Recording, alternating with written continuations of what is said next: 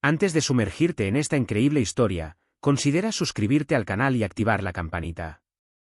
Cada historia aquí tiene algo que decir, y no querrás perderte ni una. Una niña sin hogar salva a un millonario, y su vida cambia para siempre. En las polvorientas calles de Los Ángeles, donde el hormigón sofoca los sueños y los rascacielos proyectan largas sombras como recuerdos olvidados, vivía una niña llamada Maya Johnson. Tenía 11 años, pero su mirada ya mostraba las marcas de una edad que solo los abandonados comprenden. Pequeña y delgada, tenía el cabello castaño, a menudo enredado, evidencia de noches sin almohada y días sin peine.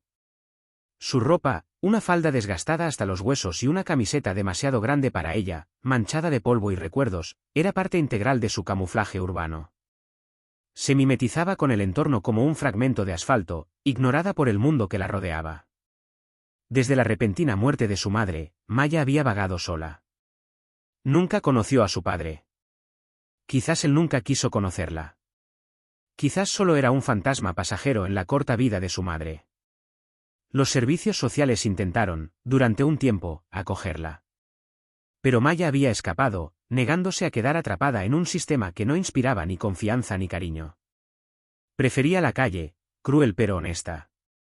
Por las noches, rebuscaba entre las bolsas de basura en la trastienda de los restaurantes de comida rápida del centro, con la esperanza de encontrar alguna hamburguesa sobrante o unas papas fritas olvidadas. Conocía los horarios de entrega, las caras de los empleados que a veces le lanzaban un panecillo aún caliente sin decir palabra. Dormía cerca de un almacén abandonado, bajo un refugio hecho con cajas de cartón, lonas agujereadas y una vieja cortina que hacía de puerta. Allí guardaba sus pocos tesoros, un libro viejo sin tapa, un osito de peluche encontrado en un contenedor de basura y una foto arrugada de su madre, con su eterna sonrisa congelada en el papel amarillento. Los transeúntes no la vieron, ella era invisible en un mundo obsesionado con la velocidad, la productividad y la apariencia. Maya no existía. Era una silueta borrosa en la esquina de avenidas concurridas, un sonido apagado de pasos bajo las bocinas, una respiración silenciosa entre dos edificios. Pero lo que el mundo no sabía era que Maya era extraordinario, poseía una rara habilidad para comprender lo que sucedía a su alrededor, leer miradas, detectar peligros, olfatear intenciones. Su mente funcionaba como un mapa viviente de la ciudad. Conocía los atajos más discretos, los tejados donde dormir tranquila, los muros que escuchan y los que hablan. Su instinto de supervivencia no nacía del miedo, sino de la inteligencia. Sabía cuándo hablar y cuándo callar. Cuándo correr y cuándo observar. Y lo más importante, no había perdido su capacidad de esperanza. Cada mañana, mirando el cielo a través de los cables eléctricos, se decía: un día será diferente. Ella aún no sabía que ese día se acercaba rápidamente.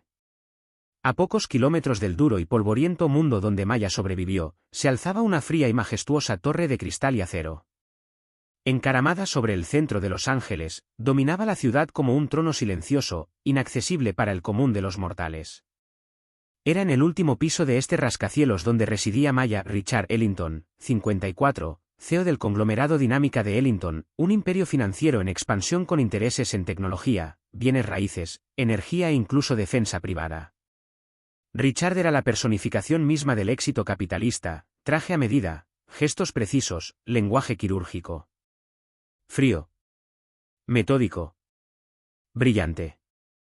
Dirigía su negocio con precisión clínica, y sus decisiones sacudían los mercados internacionales.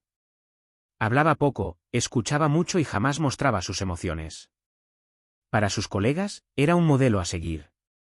Para sus competidores, un depredador. Pero detrás de esta fachada de poder, Richard Ellington era solo un hombre solo. Su esposa Elena había muerto de cáncer 15 años antes. Su desaparición le había arrancado lo que le quedaba de humanidad. Desde entonces, había cerrado las puertas de su corazón como se sella una caja fuerte. Había cortado lazos con su hermano, sus primos, sus amigos de la universidad. Su mundo se redujo a pantallas, números, contratos y un silencio gélido. Su lujoso apartamento, aunque lleno de obras de arte, resonaba como una cripta. Los negocios se habían convertido en su refugio, pero también en su prisión dorada. Esa mañana, se había levantado a las 5:30, como todos los días. Café solo, un repaso de los índices bursátiles, una breve reunión informativa con su jefe de seguridad. Ese día, Tenía planeado un viaje especial, una reunión confidencial en un centro de conferencias de alta seguridad enclavado en las colinas desérticas a las afueras de la ciudad. Allí, firmaría un acuerdo estratégico con una empresa europea de tecnología de vigilancia. El acuerdo era delicado. ¿Discreto? Poca gente conocía su verdadera naturaleza. Su conductor de confianza, Carlton, un hombre discreto de bigote canoso, lo esperaba fuera de la mansión donde a veces se alojaba entre reuniones. El reluciente Rolls-Royce Phantom negro ronroneó suavemente al detenerse, acompañado en la parte trasera por una camioneta blindada con 2 guardias de seguridad discretos pero entrenados. Richard bajó los escalones de mármol, elegante como siempre, ignorando las miradas curiosas de los transeúntes y los empleados del hotel. Lo que no sabía era que ese día, algo, o mejor dicho alguien, cambiaría su vida para siempre. A pocos metros de distancia, escondido detrás de un contenedor oxidado, Maya estaba mirando. No estaba allí por casualidad. Conocía bien este barrio adinerado. Solía rondar por allí para recoger las sobras del desayuno en las terrazas de los cafés de lujo. Pero ese día, un detalle le llamó la atención. Había oído a 2 hombres hablando en voz baja en un callejón cercano. Hombres bien vestidos, pero con aspecto preocupado. Hablaban de un accidente inminente en la carretera del Cañón. Y sobre todo, una palabra que jamás había oído en su vida de niña de la calle. Ellington. Intrigada y tensa, Maya se acercó con cautela, deslizándose como una sombra. Observó el coche negro que esperaba frente a la entrada privada del hotel. Una intuición, un escalofrío que le recorrió la espalda, la impulsó a actuar. Algo no iba, lo sintió. Y cuando seguridad se giró un momento para responder a una radio que sonaba, Maya vio su oportunidad. Sin pensarlo, se acercó al vehículo, se coló por la parte trasera y se metió en silencio en el maletero entreabierto, apretujándose entre 2 compartimentos. Contuvo la respiración. El motor rugió. El coche se puso en marcha. Maya no sabía a dónde iba. Pero sabía por qué, algo le iba a pasar a este hombre y ella tuvo que presenciarlo. El camino serpenteaba a través de cañón de Topanga estrecho y aislado, bordeado de acantilados ocres y matorrales ralos. El viento soplaba con fuerza, levantando polvo, y solo unas pocas aves rapaces volaban lentamente en círculos, como si presintieran la tormenta que se avecinaba. La Rolls-Royce negro, majestuoso y silencioso, avanzaba entre las rocas. Detrás, el vehículo de seguridad lo seguía a buena distancia. Dentro, Richard Ellington hojeó los documentos del próximo acuerdo, se concentró, mientras Carlton, su fiel conductor, conducía con cuidado. Todo parecía tranquilo, hasta que se desató el infierno. Una explosión rasgó el aire. Una explosión ensordecedora destrozó la camioneta blindada. Una nube de fuego y metal carbonizado se extendió varios metros, devastando la carretera. El Rolls-Royce salió despedido hacia el arcén. Carlton perdió el control. Los neumáticos chirriaron, la parte trasera del vehículo impactó contra una roca y la carrocería se retorció por el impacto. ¡Dios mío! Richard gritó, presionado contra su asiento. Carlton, herido en la frente por un fragmento de vidrio, seguía intentando salir del vehículo, pero el impacto lo había aturdido. Richard, con manos temblorosas, empujó la puerta y salió con movimientos desordenados. Se tambaleó sobre el asfalto caliente. Apenas había dado unos pasos cuando, silbato seco, le rozó la oreja, una bala. Un segundo después, otra bala le rozó la pierna. Se desplomó en el suelo, el dolor abrasador le dificultaba la respiración. Fue entonces cuando los vio. 3 hombres armados con fusiles de asalto, se acercaron en formación, metódicos y decididos. Vestidos de negro, con el rostro parcialmente enmascarado, no dejaban lugar a dudas, no se trataba de un simple robo, era una ejecución planificada. Y detrás de este ataque, un nombre flotaba en la mente de Richard como un veneno que resurgía: Víctor Kessler. Víctor había sido su socio durante más de 10 años, antes de que Richard lo expulsara de la firma por fraude y manipulación. Humillado y arruinado, Kessler había desaparecido entre las sombras. Pero no lo había olvidado. Había esperado. Se había preparado. Y ahora, quería recuperar lo que creía que le pertenecía, a costa de sangre. Richard, en el suelo, intentó arrastrarse. Podía oír sus pasos acercándose, el eco siniestro de sus botas sobre el asfalto.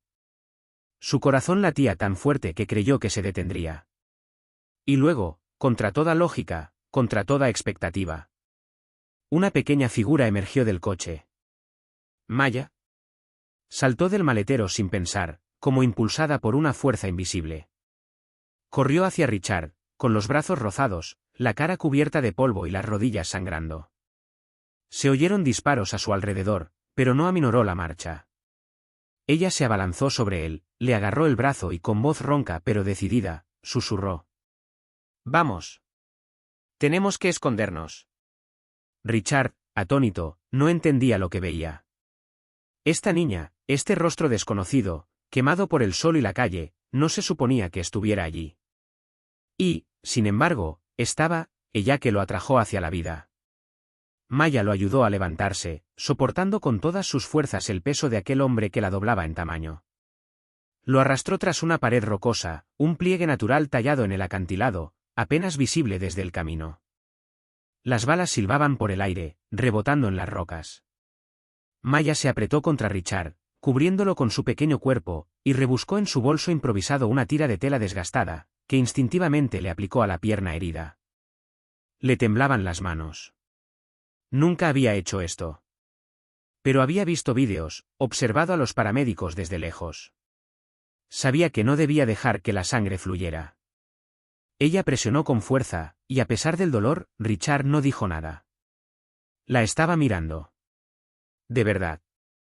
Por primera vez en años, miraba a un ser humano sin máscara, sin contrato, sin interés. Y lo que vio no fue un niño de la calle. Era una heroína. «No te muevas», susurró, medio sollozando, concentrada, sus ojos brillando con una mezcla de miedo y coraje. «Te protegeré». Richard, el gran Richard Ellington, el hombre poderoso, el multimillonario impasible, sintió una lágrima caliente rodar por su mejilla. No por dolor. No por miedo. Sino porque en ese momento comprendió que ya no estaba solo. Falta de aliento, piernas temblorosas, Maya agarró el brazo de Richard Ellington y la ayudó a levantarse a pesar de su herida. Estaba frágil, le sangraban las rodillas, pero en sus acciones no hubo vacilación ni miedo. Su único pensamiento: ponlo en un lugar seguro. A su alrededor, el eco de los disparos aún resonaba contra las paredes rocosas del cañón de Topanga. El sol caía a plomo en lo alto del cielo, haciendo el aire casi irrespirable. Cada minuto contaba. Los hombres armados seguían merodeando, buscando a sus presas como perros olfateando un rastro. Por aquí, Maya respiró, tirando suavemente de la manga de Richard. Ella lo condujo fuera del camino principal, hacia una grieta apenas visible en la pared. Allí, un camino estrecho y empinado invisible para el ojo inexperto, serpenteaba entre arbustos secos y piedras. Maya conocía bien este sendero. Había dormido allí, sola, años antes, huyendo de trabajadores sociales, pandillas callejeras e incluso de la lluvia. Era, su territorio, su laberinto. Y hoy, sería su salvación. Avanzaban lentamente. Richard cojeaba con fuerza, con los pantalones rotos, dejando al descubierto una herida sangrante. A cada paso, hacía una mueca de dolor, pero no decía nada. Maya, en cambio, avanzaba con la mandíbula apretada, firme. Ahora llevaba el peso del multimillonario sobre sus hombros, como un niño que lleva a su hermano herido. De repente un ruido estridente rompió el aire. ¡Auge! Una piedra explotó a pocos metros de ellos, destrozada por una bala perdida. Uno de los fragmentos impactó a Maya en el brazo. Cayó de rodillas en estado de shock, con un hilillo de sangre corriendo por su antebrazo. Ahogó un grito, pero se levantó de inmediato. Sin decir palabra, sin una lágrima. Apretó los dientes, se arrancó un trozo de su propia falda y lo envolvió alrededor de la herida. «Debemos continuar». Richard, aturdido, quiso protestar, decirle que descansara. Pero no tuvo tiempo. Maya ya había reanudado su viaje. Después de una agotadora caminata de 20 minutos, llegaron a un viejo refugio, escondido tras arbustos muertos y piedras. Era un antiguo puesto de observación de incendios abandonado hacía tiempo, con un techo de hojalata oxidado y una puerta retorcida y medio arrancada. Maya lo forzó y luego ayudó a Richard a acostarse sobre una pila de sacos de arena viejos. Dentro, el aire era sofocante, pero al menos estaban fuera de la vista. Maya rebuscó por los rincones del refugio, iluminados por los rayos de luz que penetraban las tablas desunidas. Revolvió cajas polvorientas, telarañas llenas de herramientas oxidadas. Y allí, en un cajón metálico, encontró lo que buscaba, un viejo teléfono de emergencia medio desmantelado, probablemente olvidado allí durante años. Ya no tenía pantalla. Solo una placa de circuito, cables al descubierto y una batería casi descargada. Pero Maya no era una niña común. Había visto a mecánicos manipular cables, había pasado horas viendo tutoriales en escaparates de tiendas de electrónica y había aprendido a las malas como improvisador. Le temblaban los dedos, cubiertos de sangre y polvo, pero desarmó la carcasa, reajustó las conexiones y sopló sobre la placa base para limpiarla. Mordió un cable para reajustarlo y luego conectó la batería a una pequeña dinamo manual que encontró en una caja de repuesto. «¿Espera?» «Espera, vamos», le susurró a la máquina, como si le hablara. Y de repente, un sonido débil pero claro surgió de la caja.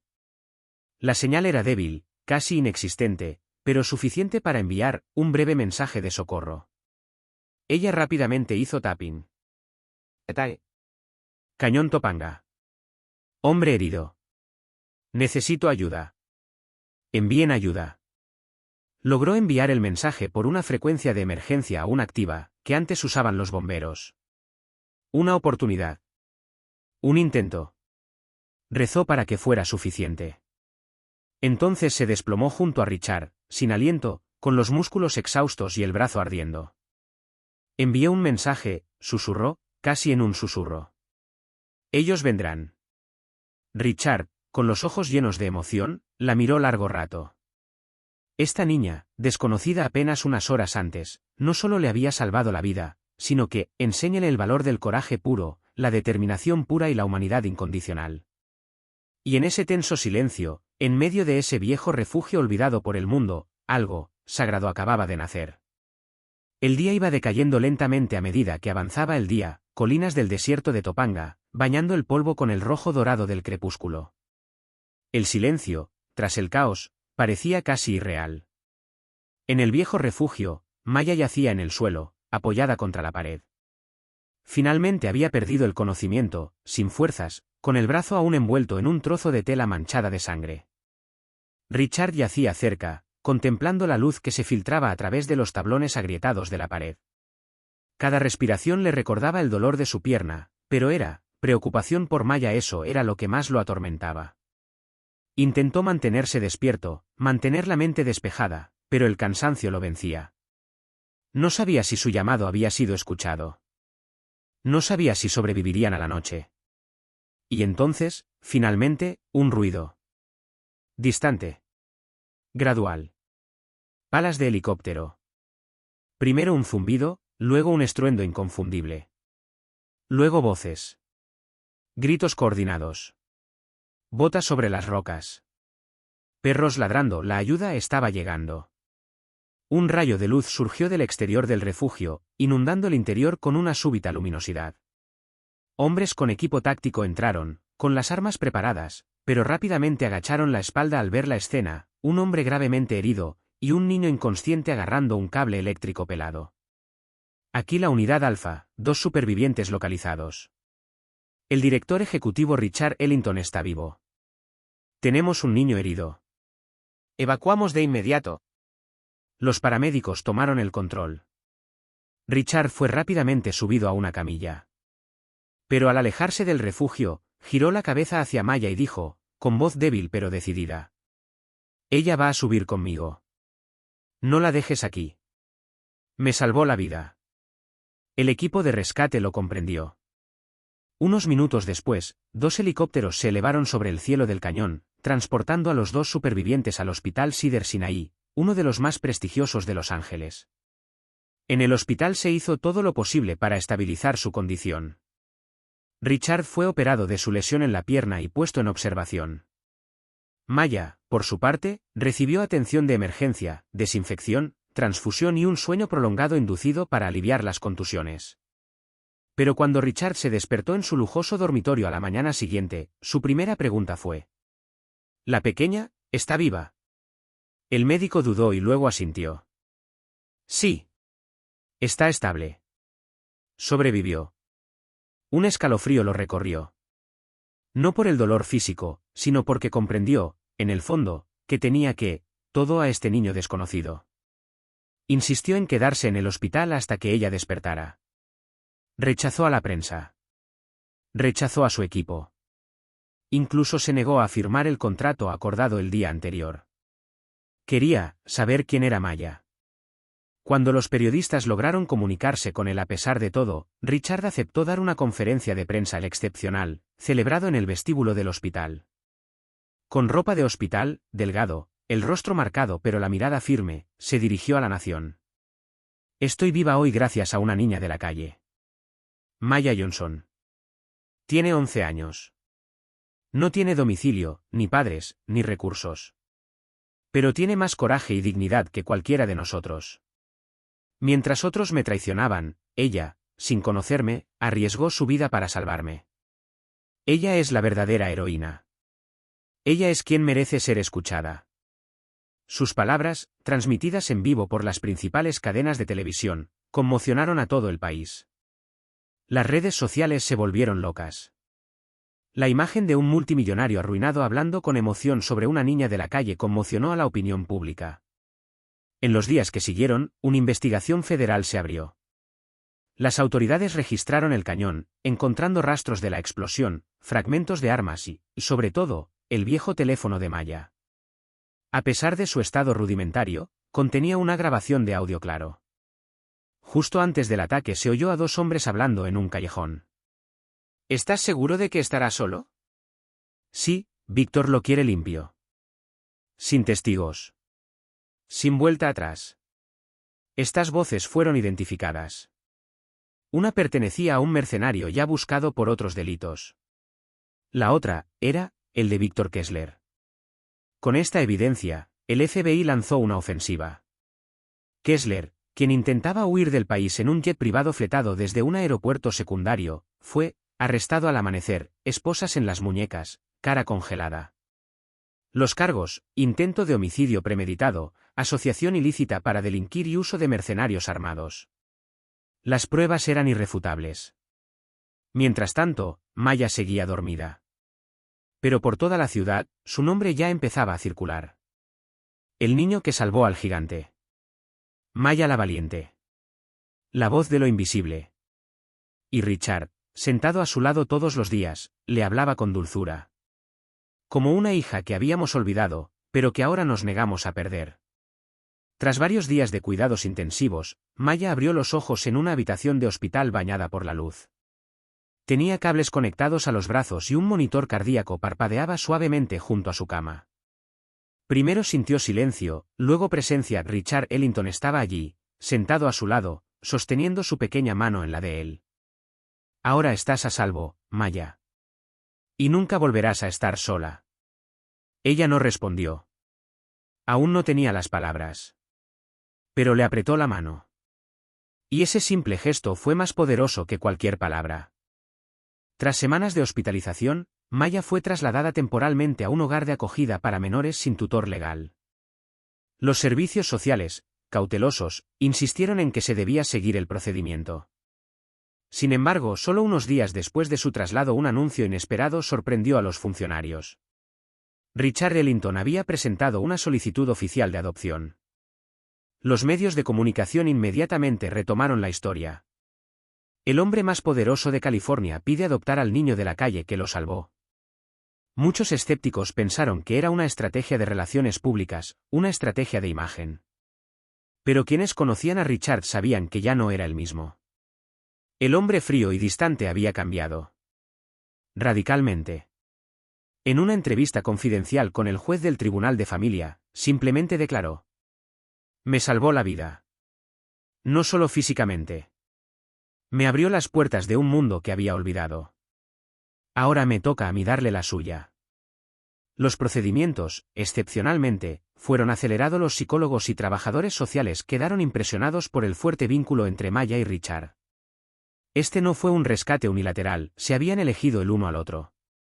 Unas semanas después, ante un tribunal emocionado, el juez proclamó: Maya Johnson ahora es Maya Ellington.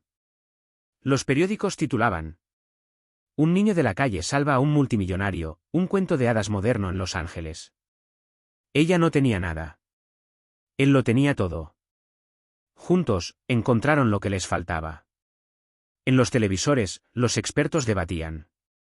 En las escuelas, su historia se contaba como una parábola.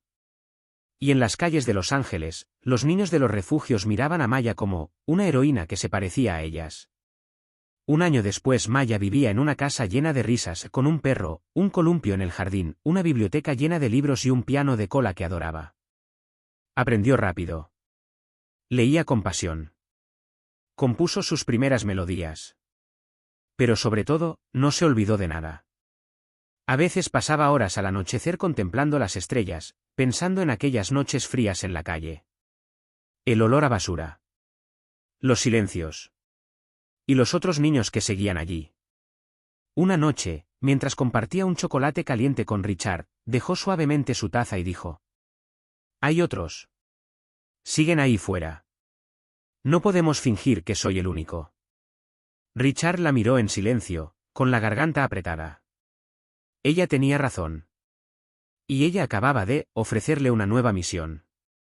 Con los recursos de Richard y la visión de Maya, nació la Fundación Maya, una organización ambiciosa, decididamente orientada hacia la acción directa. Hogares cálidos, no dormitorios, espacios de vida impersonales, pero reales, con educadores entrenados en amabilidad y resiliencia. Escuelas móviles, instalado en autobuses transformados en clases viajeras, para ir a donde los niños realmente no están donde pensamos que deberían estar. Un programa de mentoría, donde los jóvenes de la calle que se habían convertido en adultos supervisaban a los recién llegados, ofreciendo ejemplo, esperanza y estabilidad. Un centro de apoyo psicológico, para ayudar a curar heridas invisibles. La fundación se convirtió rápidamente en un modelo. Delegaciones extranjeras acudieron a observar el concepto. Las celebridades ofrecieron su apoyo. Pero Maya se mantuvo humilde. A menudo decía: «No soy un milagro. Soy simplemente lo que miles de niños podrían llegar a ser, si se les diera una oportunidad». Por su parte, Richard Ellington nunca regresó del todo al mundo de antes. Mantuvo una posición estratégica en su grupo, pero delegó la mayoría de las decisiones. Rechazó las frías mesas redondas de inversión, prefiriendo visitar los centros de la fundación y sentarse en las escaleras a conversar con los niños. Cuando lo invitaban a hablar en universidades, foros económicos, cumbres internacionales, siempre repetía la misma frase. Creía ser un hombre poderoso. Pero la verdadera fuerza residía en una niña que me protegió con su corazón. Gracias a Maya, descubrí lo que realmente significa vivir. No era un eslogan. Era su testimonio. Su verdad. 2 años después el salón era suntuoso. Lámparas de araña de cristal proyectaban una luz tenue sobre las mesas cubiertas con manteles blancos. El evento se celebró en el gran auditorio del Sala de Conciertos Walt Disney en Los Ángeles. Era la noche anual de recaudación de fondos para la Fundación Maya, que en tan solo 2 años se ha convertido en una de las iniciativas más respetadas del país para la reintegración de jóvenes sin hogar. Cientos de invitados distinguidos estuvieron presentes, líderes empresariales, filántropos, estrellas de cine, senadores. Todos se reunieron esa noche, no para presumir, sino para escuchar. La música se apagó. Las luces se atenuaron. Un solo foco iluminó el escenario. Y Maya Ellington, que ahora tiene 13 años, entra en Silence. Llevaba un sencillo pero elegante vestido azul medianoche, donado por una exresidente de la fundación que se convirtió en estilista. Llevaba el cabello recogido, revelando su rostro sereno, con una mirada que brillaba con una seguridad afable y una madurez que no correspondía a su edad. Se acercó al micrófono. Detrás de ella, una pantalla mostraba una foto de ella misma 2 años antes, sucia, cansada, con la mirada perdida en las calles de Los Ángeles. Un murmullo recorrió la habitación. Respiró hondo. Luego, con voz clara y serena, dijo: «No tengo título. No soy médico, ni artista, ni presidente. Solo soy Maya. Una niña de la calle. Una niña olvidada. Hace 2 años, tenía hambre. Dormía en el suelo. Tenía miedo, de todo. Miedo de la gente, miedo de la indiferencia. Miedo de desaparecer sin que nadie se diera cuenta. Entonces, un día, oí una palabra. Un nombre. Un peligro. Y sin pensarlo, actué. No por valentía, sino porque aún tenía algo que la calle no había matado, mi corazón. Esa noche, salvé a un hombre. Y él, a su vez, me salvó a mí. Juntos, decidimos que mi historia no debía ser única. Hizo una pausa. Su mirada recorrió la sala. Los flashes de las cámaras estaban apagados. El silencio era absoluto. Los rostros estaban tensos por la emoción. No soy una heroína. No hice nada extraordinario. Simplemente seguí mis instintos. Vi el peligro y elegí amar en lugar de huir. Pero si yo, una niña de la calle, sin hogar, sin futuro, pude cambiar la vida de un hombre, imagínense lo que, nosotros podríamos hacerlo, todos juntos. Imagina que cada niño abandonado encontrara una mano. Un oído. Una mirada. Imagina que cada hombre poderoso escuchara a un niño. Imagina un mundo donde nadie se volviera invisible. Hizo una pausa. Un largo silencio. Una lágrima rodó suavemente por su mejilla, que no se secó. Luego añadió, más tranquilamente. No quiero ser la excepción. Quiero ser el principio. Las lágrimas corrían por la sala. Se oían sollozos silenciosos. Incluso los más curtidos, magnates, políticos, hombres y mujeres acostumbrados a la autoridad, se sintieron profundamente afectados. Richard Ellington, sentado en la primera fila, tenía la cabeza gacha y los ojos húmedos. No aplaudió. No de inmediato. La miró como quien contempla el amanecer tras una larga noche. Entonces toda la sala se puso de pie, una ovación de pie espontáneo, masivo. Sin palabras. Solo el sincero estruendo de miles de manos aplaudiendo para decir, gracias. No fue solo una gala benéfica. Fue una vocación. Un punto de inflexión. Las promesas de donaciones se dispararon. Nuevas ciudades contactaron a la fundación. Las escuelas pidieron recibir el testimonio de Maya. Decenas de jóvenes de los centros enviaron cartas. Yo también quiero ser el comienzo. Y cuando Maya salió del escenario, discretamente, sin buscar la gloria, sonrió. Una sonrisa discreta, la de quien sabe que plantó una semilla, y que ella crecerá mucho más allá de lo que él alguna vez verá.